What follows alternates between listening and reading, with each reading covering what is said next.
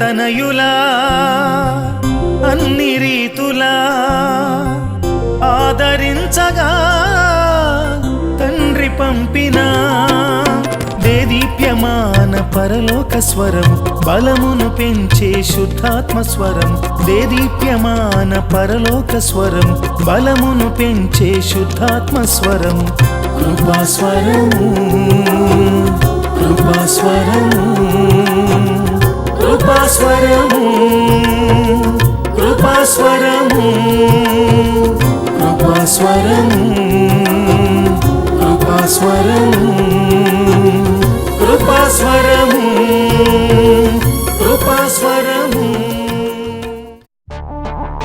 రండి, దేవుడు చేయు అద్భుత కార్యములను చూడండి. జీసస్ గ్రేస్ టెంపుల్ వారి స్వస్థత ప్రార్థనలు. మీరు సమస్యలతో బాధపడుచున్నారా? మీరు దీర్ఘకాల వ్యాధులతో ఉన్నారా? మీకు ఆర్థిక ఇబ్బందులా? మీరు సంతానం లేక ఉన్నారా? ఉద్యోగం లేక బాధపడుతున్నారా? మీరు ఆత్మీయతలో అభివృద్ధి పొందాలనుకుంటున్నారా? అయితే రండి. ప్రతి బుధవారం ఉదయం 10 గంటల నుండి మధ్యాహ్నం 1 గంట వరకు తైల అభిషేక స్వస్థత ప్రార్థనలు జరుగును. మనం అందరం కలిసి ప్రభువును మహిమపరుద్దాం. బుధవారములలో పాల్గొని ఎంతో మంది మేలు పొందుతున్నారు కనుక మీరు రండి. దైవజనులు మీ కొరకు ప్రార్థించెదరు. మా address pastor Mallisetti Moses, Jesus grace temple, ASHA function hall road, Patamata, Vijayawada 10. Cell 9392871234. రండి, ప్రభువు చేయు అద్భుత కార్యములను చూడండి. జీసస్ గ్రేస్ టెంపుల్ వారి స్వస్థత ప్రార్థనలు. మీరు సమస్యలతో బాధపడుచున్నారా? మీరు దీర్ఘకాల వ్యాధులతో ఉన్నారా? మీకు ఆర్థిక ఇబ్బందులా? మీరు సంతానం లేక ఉన్నారా? ఉద్యోగము లేక బాధపడుచున్నారా? మీరు ఆత్మీయతలో అభివృద్ధి పొందాలనుకుంటున్నారా? అయితే రండి. ప్రతి బుధవారం ఉదయం 10 గంటల నుండి మధ్యాహ్నం 1 గంట వరకు తైల అభిషేక స్వస్థత ప్రార్థనలు జరుగును. మనం అందరం కలిసి ప్రభువును మహిమపరుద్దాం. బుధవారములలో పాల్గొని ఎంతో మంది మేలు పొందుచున్నారు కనుక మీరు రండి. దైవజనులు మీ కొరకు ప్రార్థించెదరు. మా address pastor Mallisetti Moses, Jesus grace temple, ASHA function hall road, Patamata, Vijayawada 10. Cell 9392871234. రండి, ప్రభువు చేయు అద్భుత కార్యములను చూడండి. జీసస్ గ్రేస్ టెంపుల్లో ప్రతి ఆదివారం ఉదయం 7 గంటల నుండి 9:30 వరకు బలమైన వర్తమానముతో శక్తివంతమైన ఆరాధన జరుగును. మీరు ఏ విధమైన సమస్యలతో ఉన్నా దైవజనులు మీ కొరకు ప్రత్యేకంగా ప్రార్థించెదరు. మనమందరము కలిసి ప్రభువును ఆరాధించి మహిమపరుద్దాం. అలాగే ప్రతి బుధవారం ఉదయం 10:30 నుండి 12:30 వరకు తైలాభిషేక స్వస్థత ప్రార్థనలు జరుగును. 7 బుధవారములు పాల్గొని అనేకులు స్వస్థత మరియు అనేక సమస్యల నుండి విడుదల మరియు ఆత్మీయ మేలులు పొందుచున్నారు. మీరు తప్పక పాల్గొనండి. దైవజనులు మీ కొరకు ప్రత్యేకంగా ప్రార్థించెదరు. మా address pastor Mallisetti Moses, Jesus grace temple, ASHA function hall road, Patamata, Vijayawada. Cell number 9392871234. మీ అందరికీ వందనాలు. కృపాస్వరం అనే ఈ టీవీ కార్యక్రమం ద్వారా మీ అందరినీ కలుసుకోవడం మాకెంతో సంతోషంగా ఉంది. ఇప్పుడు దైవజనులు మా నాన్నగారైన మల్లిశెట్టి మోజెస్ గారు దైవవర్తమానం అందించెదరు. అందరూ విని ఆత్మీయ మేలులు పొందండి. మన ప్రభువును ప్రియరక్షకుడైన యేసుక్రీస్తు పరిశుద్ధ నామమును బట్టి కృపాస్వరం టీవీ ప్రేక్షకులైన మీ అందరికీ కూడా మా ప్రత్యేకమైన వందనాలు. ఈ ప్రత్యేకమైనటువంటి సమయంలో దేవుని యొక్క వాక్యాన్ని పరమగీతములు 4వ అధ్యాయము 2వ వాక్యాన్ని చదువుకుందాము. నీ పలు వరస కత్తిరివేయబడినవియు కడుగుబడి అప్పుడే పైకి వచ్చి ఉన్నాయనై జోడు జోడు పిల్లలు కలిగి ఒకదానినైనను పోగొట్టుకొనక సుఖముగానున్న గొర్రెల కదుపులను పోలి ఉన్నవి. ఇక్కడ 4వ అధ్యాయము 2వ వచనంలో చూస్తే నీ పలు వరస కత్తిరివేయబడినది అనే మాట సొలొమోను షూలమతు గురించి వ్రాస్తున్నాడు. నీ పలు వరస అంటే నీ పళ్ళ వరస అని అర్థం. అనగా నీ పళ్ళ వరస ఎలా ఉంది అంటే కత్తిరివేయబడినట్లుగా ఉన్నది అంటున్నాడు.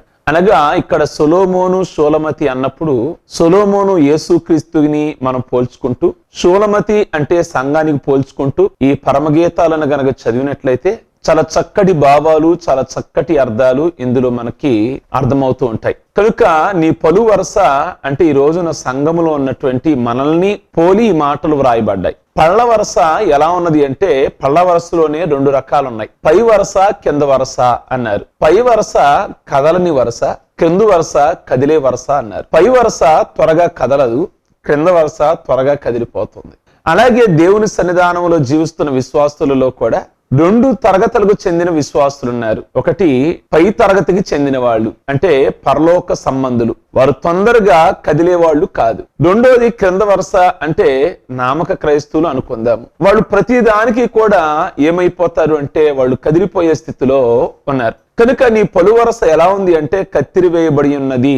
కొన్నిసార్లు మనం చూస్తే కొన్ని చెట్లు ఎక్కువ తక్కువగా ఉన్నప్పుడు పార్కుల్లో గాని లేక పెరట్లో గాని ఆ గృహ యజమాని ఏం చేస్తాడు అంటే కత్తిరి తీసుకొచ్చి వాళ్ళని కత్తిరిస్తూ ఉంటాడు. ఎందుకంటే ఎత్తుగా ఉన్న వాటిని, పల్లంగా ఉన్న వాటిని గుబురుగా చక్కగా చెట్టు అందంగా కనబడాలి అంటే ఆ కత్తిరి చేత చెట్లను ఏం చెయ్యాలి అంటే కత్తిరించాలి. దాని వరస క్రమముగా చక్కగా ఉండాలి అంటే కత్తిరించాలి. కత్తిరించేటప్పుడు సహజంగా చెట్టుకి గాయం కలుగుద్ది, చెట్టుకి బాధ కలుగుద్ది. అయినప్పటికీ కూడా, బాధ అయినప్పటికీ కూడా, గాయమైనప్పటికీ కూడా ఆ చెట్టు చూడడానికి అందంగా ఉంటుంది. కనుక కత్తిరించలేదనుకోండి, ఈ రోజున మనం కూడా కత్తిరించబడాలి.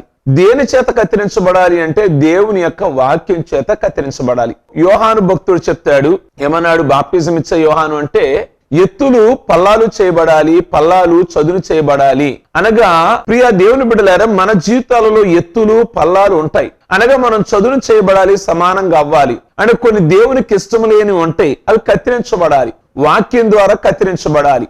దేవుని సేవకుడు మాట్లాడుతున్నప్పుడు వాక్యం అనే కత్తిరి చేత 2 అంచెలు కలిగిన ఖడ్గం ద్వారా మనం ఏమవ్వాలి అంటే కత్తిరించబడాలి. ఆ కత్తిరించబడుతున్నప్పుడు, వింటున్నప్పుడు మనకు కాస్త గాయం కలుగుద్ది, బాధ కలుగుద్ది. అయ్యో, నన్ను గురించైనా మాట్లాడింది అని. కానీ అలా గనక నువ్వు భావించకుండా శ్రద్ధగా నువ్వు దేవుని యొక్క వాక్యాన్ని విన్నావు అంటే నీ పలు వరస అంటే నీ క్రమాలు బ్రహ్మాండంగా ఉంటాయి. మనం మంచివారమే, కానీ కొన్ని విషయాల్లో మనలో మైనస్లు ఉంటాయి. 99 ప్లస్లున్న ఏదో ఒక రకమైన మైనస్ అనగా దేవునికి ఇష్టం లేనిది మన జీవితంలో ఉంటుంది. దానిని గనక మనం తీసుకున్నట్లయితే సొలొమోను షూలమతిని అంటాడు పరమగీతాలలో, నీ పలు వరస కత్తిరి వేయబడినట్లుగా ఉన్నది.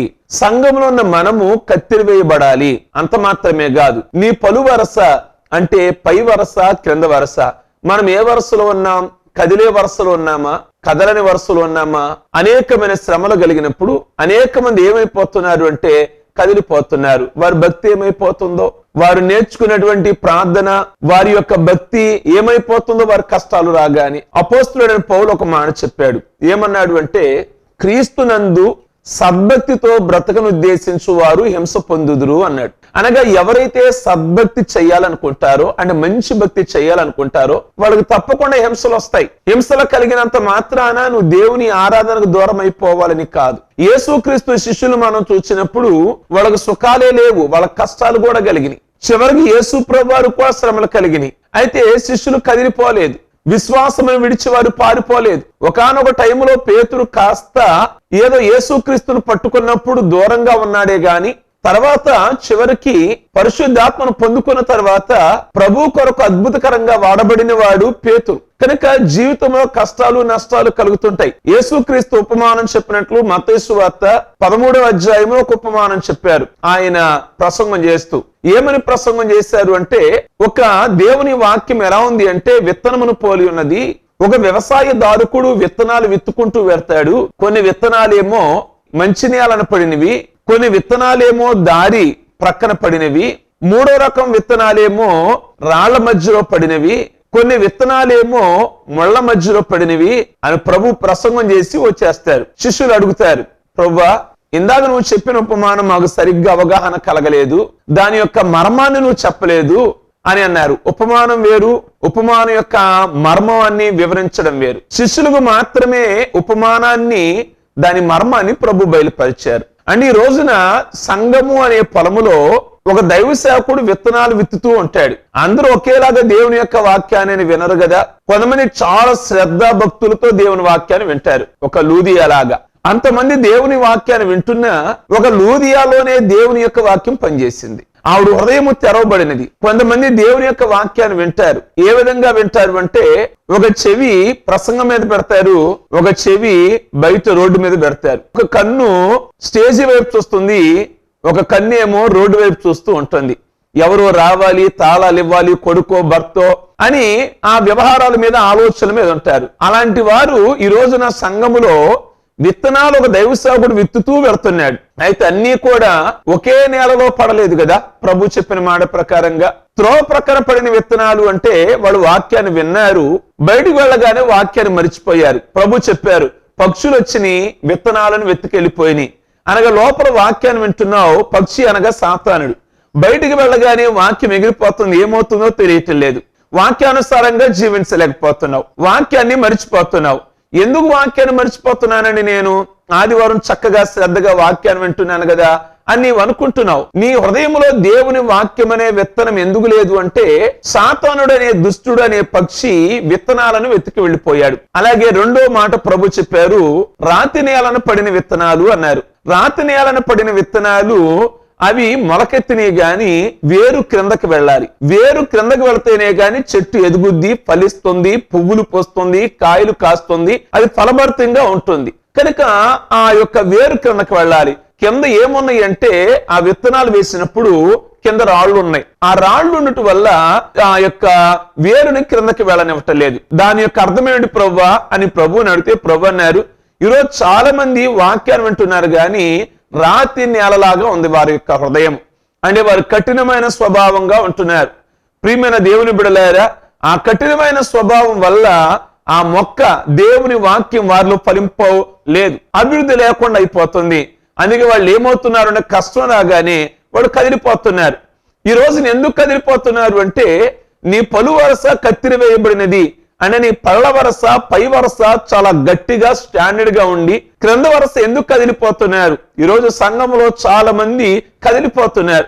అనేక మంది ఎందుకు కదిలిపోతున్నారు అంటే, కష్టములు రాగానే, నష్టాలు రాగానే నిలబడలేకపోతున్నారు, నిలదొక్కోలేకపోతున్నారు. ప్రియమైన దేవుని బిడలారా, మీరు సాక్షి సమూహాన్ని చూడండి ఒక్కసారి. అనగా మీకంటే ముందుగా భక్తి చేసిన వారు ఉన్నారు చూసారా, వాళ్ళకు కూడా మీ వలే శ్రమలు వచ్చినవి, మీ వలే వ్యాధి బాధలు కలిగినవి, ఆర్థిక ఇబ్బందులు వచ్చినవి. మరొక విత్తనం గురించి ప్రభు చెప్పారు, కొన్ని విత్తనాలు ముళ్ళ పొదల్లో పడినవి అన్నారు. ఆ ముళ్ళ పొదలలో పడిన నేల బాగానే ఉంది, కానీ ఆ చెట్టు ఎదిగేసరికి పైన ముళ్ళు అణిచివేయడం వల్ల ఆ యొక్క చెట్టు ఎదగలేకపోయింది. ముళ్ళు అనగా ఐక విచారాలు, అనేకమైన కలవరాలు.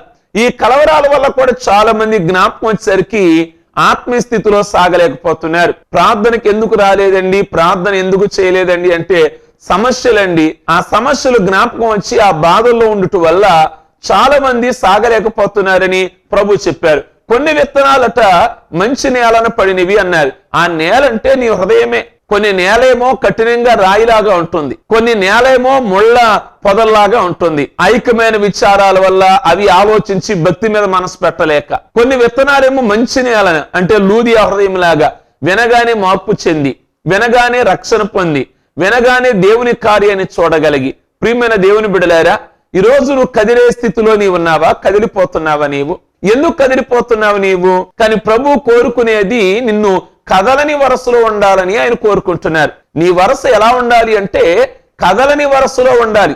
శ్రమలు వస్తాయి, ఇరుకులు వస్తాయి, ఇబ్బందులు వస్తాయి, ఆర్థిక సమస్యలు వస్తాయి. కానీ ఇవన్నీ కలిగినా గాని నువ్వు తట్టుకోగలిగితేనే దేవుని రాకడలో నువ్వు ఎత్తబడాలి అంటే ఇలాంటి శ్రమలు ఎన్నో చూడాలి. మంచి భక్తి చేసేటప్పుడు క్రీస్తు కొరకు హింసలు ఎదురవుతాయి, అనేకమైన ఒడిదుడుకులు ఎదురవుతాయి. వాటన్నిటినీ కూడా కష్టాలు వచ్చినాయండి అని దేవునికి దూరం అయిపోయి, నష్టాలు వచ్చినాయండి అని దేవునికి దూరం అయిపోతే నీ ఆత్మీయమైన జీవితంలో నువ్వు సంఘములో సాగలేవు.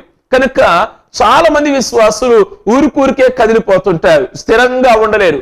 ఒక 6 నెలలు దేవుడిని కలిగి ఉంటే, ఒక 6 నెలలు లోకములో జీవించి మరలా బయటికి వెళ్ళిపోయేటప్పుడు బైబిల్ను కూడా ప్రక్క వారికి ఇచ్చేసి ఎందుకు రావటం లేదండి అంటే సమస్యలు. ఒకవేళ నీవు కూడా అలా అస్థిరుడిగా గనక ఉన్నట్లయితే ప్రభు చెప్తున్నారు 7వ అధ్యాయము 23, 24 వచనాలు చూస్తే అక్కడ యేసుక్రీస్తు మాట్లాడిన మాట ఒక మాట రాయబడి ఉన్నది. ఆ మ్యాటర్ అంతట్లో చూస్తే యేసు ప్రభువారు ఒక మాట అన్నారు, నా గురించి అభ్యంతర పడని వాడు ధన్యుడు అన్నారు. అంటే అక్కడ యేసుక్రీస్తు కంటే ముందుగా 6 నెలల ముందుగా వచ్చిన వాడు యోహాను. ఈ యోహాను యోదయారణ్యాలలో అనేకులకు బాప్తిజం ఇస్తూ ఉంటాడు. యేసుక్రీస్తు గురించి ప్రచురించడానికి వచ్చిన వాడు యోహాను, బాప్తిజం ఇచ్చే యోహాను. ఇతని గురించి యెషయా గ్రంథం 40వ అధ్యాయంలో ఉన్న మాట ఏమిటంటే, అతడు అరణ్యములో ఒక కేక, ఒక ఆయన వస్తాడు, అరణ్యములో ఒక కేక అన్నారు ఈ యొక్క యోహానుని. యేసు ప్రభువారి కంటే ముందుగా వచ్చి ఆయన చెప్పుకొచ్చాడు, నాకంటే గొప్పవాడు నా వెనక రాబోతున్నాడు అని చెప్పాడు. ప్రియమైన దేవుని బిడ్డలారా, ఎంతో సేవ చేశాడు యోహాను. యేసు క్రీస్తు కొరకు మార్గాన్ని సరళం చేశాడు. అనగా ఒక మంత్రి వస్తుంటే ముందుగా ఎలాగైతే సెక్యూరిటీ పైలట్ ఎలా వెళ్ళి మార్గాన్ని సరళం చేస్తారో, యేసు క్రీస్తు రావడానికి మార్గాలు సరళం చేసిన వాడు ఎవరంటే యోహాను. అనగా అనేకులకు అర్థమయ్యేలాగా చెప్పాడు, నా వెనక ఒక ఆయన రాబోతున్నాడు, మెస్సయ్య రాబోతున్నాడు, గొప్పవాడు రాబోతున్నాడు అని ఏం చెప్పాడు. అప్పుడప్పుడు యోహాను యేసు ప్రభువుని చూపించి అంటాడు కదా, లోక పాపములను మోసుకొని పోవు దేవుని గొర్రెపిల్ల అన్నాడు. పేతురుని గాని ఆంద్రియను గాని వాళ్ళకు చూపించి అన్నాడు, అదిగో దేవుని గొర్రెపిల్ల, ఇక నన్ను వెంబడించడం మానేయాలి, మీరు ఆయనను వెంబడించాలి అని అనేకులని తన దగ్గర అప్పటికి అనేక మంది శిష్యులు ఉన్నారు యోహాన్ దగ్గర. తన దగ్గర ఉన్న శిష్యుల్ని యేసుక్రీస్తు వైపు వెంబడించేలాగా చేసిన వాడు యోహాన్. సహజంగా ఎవరు కూడా చేయరు, నా వెనక శిష్యులు ఉండాలి అని ఎవరికి వాళ్ళే అనుకుంటారు. కానీ యోహానులో ఉన్న గొప్పతనం ఏంటంటే, తన దగ్గర ఉన్న శిష్యులను కూడా ఇక నన్ను వెంబడించడం మానేయండి, మీరు యేసుక్రీస్తుని వెంబడించండి అని యేసుక్రీస్తుని వెంబడించేలాగా మరి సిద్ధపరిచిన వాడు. అంత మాత్రమే కాకుండా యేసుక్రీస్తు మరి ఆనాటి దినాలలో యోహాను అనేకులకు బాప్తిజాలు ఇస్తున్నాడు. బాప్తిజాలు ఇస్తుంటే మరి యోహాను బాప్తిజాలు ఇస్తున్న సమయంలో ఆ లైన్ లో యేసు ప్రభువు కూడా నిలబడ్డారు బాప్తిజాన్ని తీసుకోవడానికి. తీసుకుంటే యేసు ప్రభువు వంతు వచ్చింది, యోహాను యేసుక్రీస్తుకు బాప్తిజం ఇవ్వాలి యోర్దాను నదిలో. అయితే యేసుక్రీస్తును చూడంగానే యోహాను ఆశ్చర్యపడిపోయి, నేను నీకు బాప్తిజం ఇవ్వటమా అని అంటాడు. ప్రభు అంటారు కదా, నీతి యావత్తు ఎలాగున జరగాలి, నువ్వు నాకు బాప్తిజం ఇవ్వాలి అని అంటారు. యోహాను గురించి నేను ఒక మాట జ్ఞాపకం చేస్తా. యోహాను యేసు ప్రభువు గురించి ఏమన్నాడు అంటే, ఆయన హెచ్చవలసి ఉన్నది, నేను తగ్గవలసి ఉన్నది, నేను ఆయన చెప్పులు వారు విప్పడానికి కూడా నేను యోగ్యుడను కాను. అంటే యేసుక్రీస్తు యొక్క చెప్పులు విప్పడానికి కూడా, ఆ చెప్పులు పట్టీ మీద చేయవేయడానికి కూడా నేను అర్హుడును కాను, నేను యోగ్యుడును కాను అన్నాడు. అలాంటి అల్పుడైన యోహాను, అంతగా తగ్గించబడుకున్న యోహాను, ఈ రోజున యేసుక్రీస్తు తల మీద చెయ్యి వేసి నీళ్ళల్లో ముంచే స్థాయి యోహానికి యేసుక్రీస్తు ఇచ్చారు. అనగా దేవుని రాజ్యములో ఎవరైతే అల్పులుగా ఉంటారో దేవుడు వారిని గనులుగా చేస్తాడు. దేవుని సన్నిధిలో మనల్ని మనం గనక హెచ్చించుకున్నట్లయితే అల్పులుగా చేస్తాడు. దేవుని రాజ్యంలో మనల్ని మనం ఎంతగా తగ్గించుకుంటామో, యోహాను అన్నాడు, నేను తగ్గవలసి ఉన్నది, ఆయన హెచ్చవలసి ఉన్నది, మీరు నన్ను విడిచిపెట్టండి, ఆయనను వెంబడించండి. అంతేకాదు ఆయన చెప్పులు వారు విప్పడానికి కూడా నేను యోగ్యుడిని కాను అన్న యోహాను ఈ రోజున యోర్దాను నదిలో యేసుక్రీస్తుకి స్వయంగా బాప్తిజాన్ని ఇవ్వడం అంటే, ప్రియా దేవుని బిడ్డలారా, ఎంత ఆశీర్వాదం, ఎంత ఆశ్చర్యకరము. అయితే ఈ యోహాను ఒక రోజున హేరోదు అనే అతనికి ప్రసంగం చేస్తాడు. నీ సహోదరుడు భార్యని నీ ఉంచుకున్నావు అని ప్రసంగం చేసేసరికి హేరోదు ఆ మాటకు మరి తీవ్రమైన కోపం తెచ్చుకొని ఈ యోహానుని జైల్లో వేపిస్తాడు, చెరసాలలో వేయిస్తాడు. చెరసాలలో వేయించినప్పుడు యోహాను జైల్లో ఉంటాడు. కానీ యోహానులో ఒక ఆలోచన, నేను ఒక మనిషి కొరకు నేను వచ్చానే సేవ చేయడానికి, యేసుక్రీస్తుకి మార్గాన్ని సరళం చేయడానికి నేను వచ్చాను, ఇంతకీ ఆయనేనా ఈయన, లేక నేను వేరొకరి కోసం ఇంకా నేనేమైనా సేవ చేయాలా అనే కాస్త డౌట్ వచ్చింది. కాస్త యేసుక్రీస్తును గురించిన అభ్యంతరం కలిగింది. ప్రియమైన దేవుని బిడ్డలారా, అప్పుడు యోహాను ఏం చేస్తాడు అంటే, కొద్దిమంది శిష్యుల్ని యేసు ప్రభువు దగ్గరికి పంపిస్తాడు. పంపించి ఏమని అంటాడు అంటే, మేము మరి ఒకరి కొరకు మేము కనిపెట్టవలెనా, లేక ఆ వ్యక్తి నీవేనా, అంటే ఆ మెస్సయ్య నీవేనా? ఈ రోజు ఎందుకు డౌట్ వచ్చింది యోహానికి? ఈ రోజున చాలా మంది జీవితాలలో ఇలాగే డౌట్. యేసుక్రీస్తు గురించి ఎంత విన్నా గాని ఆయనేనా లేక వేరొక దేవుడు ఉన్నాడా? ప్రియమైన దేవుని బిడ్డలారా, అనేకమైన సార్లు నీళ్ళు ఇదే కదా కలవరం. నువ్వు కదిలిపోవడానికి గల కారణం ఇదే కదా. అపవిషయంలో కూడా ఏదో పాము ఏదో మాట్లాడిందని అవ్వ ఆ మాట వినేసి ఏమైపోయింది అంటే కదిలిపోలేదా? తనలో ప్రభు వేసిన పునాది ఏమైంది? దేవాది దేవుడు వేసిన పునాది ఏమైపోయింది? ప్రతి చల్లని పూట వచ్చి ఎన్నో వర్తమానాలు అవ్వకి ప్రభు ఆదాముకి చెప్పారు కదా. ఇది వచ్చి పాము ఏమన్నది అంటే చిన్న డౌట్తో కూడిన మాట మాట్లాడింది. మీరు